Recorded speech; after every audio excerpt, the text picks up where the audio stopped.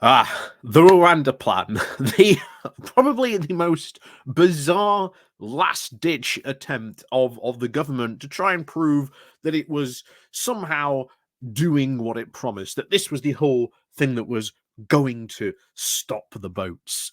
Um, I don't know how many times we have covered the ongoing comedy show that is the government trying to pass the Rwanda bill in itself.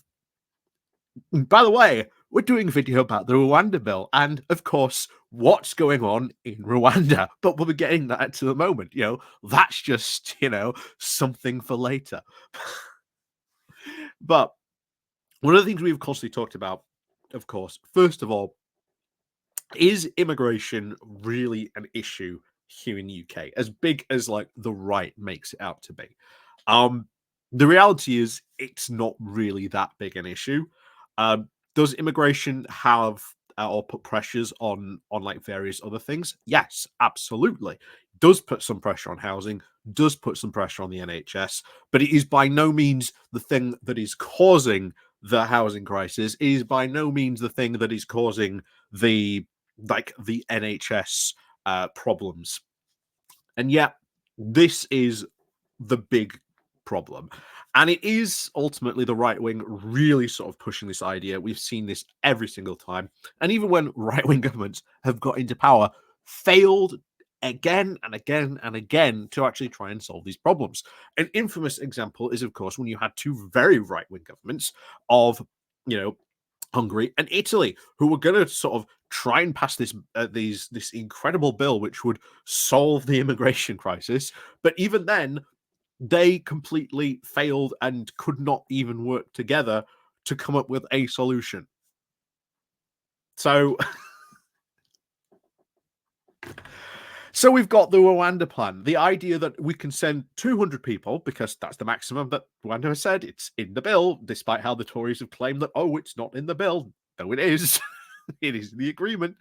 But somehow doing that is going to sort of lower our problems and be a deterrent to stopping people from, you know, coming over in small boats. But the reality is, as we've said before, set up safe routes, set up a processing center in France. All these things have been talked about. All of them are incredibly doable. Sort out the backlog, hire people properly in the home office to help sort out this stuff and help people sort of integrate and do that and spend the money to do that.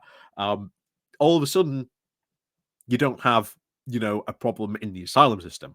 What then becomes the problem is the real issues of problem of investment, of like the regional disparity in the north, public transport being an absolute major need for investment. uh, NHS needs investing in, needs properly funding, needs sort of really actually looking at to see how can we solve, some of the ongoing problems. Housing crisis, build more homes. It's not that hard, but also the other things we should be acknowledging is we can't just build our way out of this. There's been a big push just very recently to try and end leaseholding. That, of course, did not go through, unfortunately.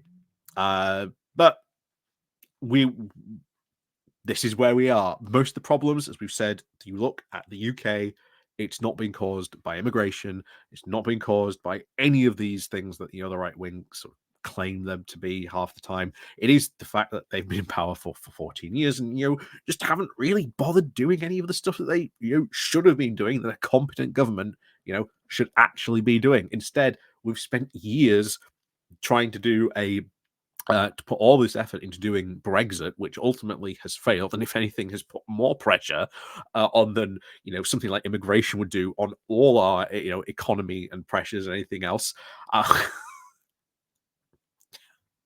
But gets even better. Gets even better of what has just happened, because I did say this entire bill complete absolutely shambles when it comes to it. Uh, but what's happened today? Well, we've got this reported in the Times. 70% of the houses earmarked for asylum seekers have been sold to locals. Oh boy, Oh boy, oh boy. So this is this is where it comes from. So it has now been revealed that over 70% of the properties in Rwanda now earmarked for asylum seekers have been sold to locals. So turns out, if the one good thing I suppose that we have done is help solve the housing crisis in Rwanda. I mean, um, shockingly, it shows the government can solve problems if it puts its mind to it, just not here in the UK. But there you go.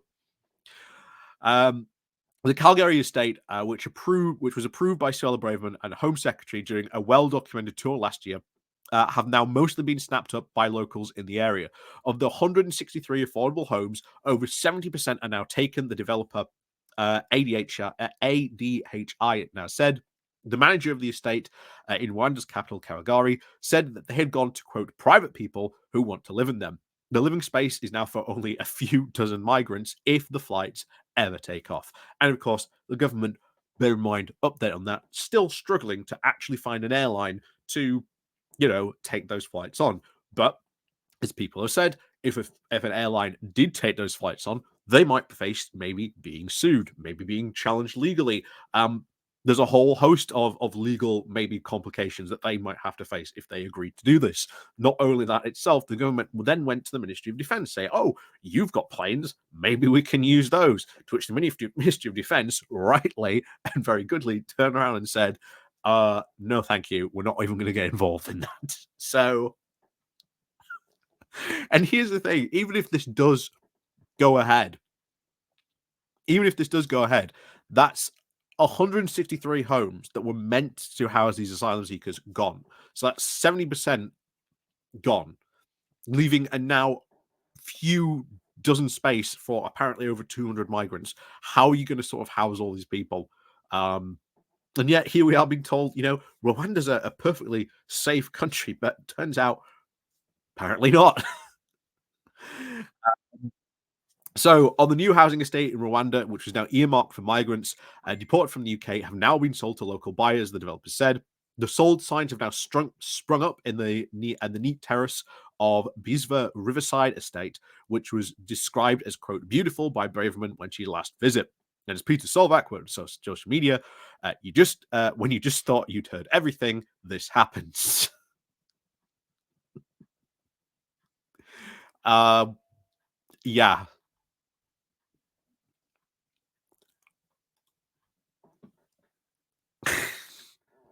totally, um, safe government who we thought we had a deal with to do this. Apparently not. What would happen? And this is going to be, and this should cause a big fury.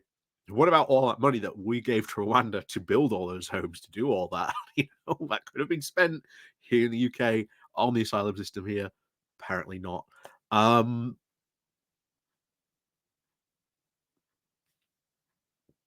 I I'm just lost for words, but we knew this was going to happen.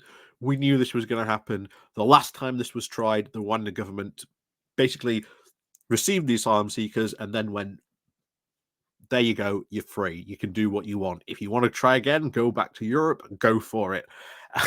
We knew right from the get-go, not only legally, this was incredibly dodgy to begin with. It was never going to fly like internationally and legally from whatever aspect you want to sort of take it at. But now, even from a practical point of view, you just cannot do this. You cannot send the amount of asylum seekers you wanted to send because guess what? All those homes have now been sold to locals. Um, yeah, so all that affordable housing that was built in Rwanda turns out, filled by locals. What a wonderful idea the Tories might have had if they'd only just, done that here. And yeah, one of the things I said very recently, one of my other recent videos we just done, Conservative Home has been crying for years, past at least over the past year, that if the Conservatives really want to sort of attract sort of younger people, it needs to turn into homeowners, needs to sort of sort out the housing crisis, and need to get more affordable homes on the market. Have they done that? They've had 14 years to do that. Turns out they can do it, just not in the UK. So,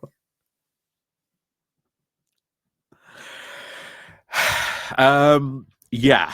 So that's a whole thing. That, of course, incredibly embarrassing for the government, and yet another blow to its plans. And ultimately, this will be coming back up in the next sort of week or so when this, of course, returns to the Commons.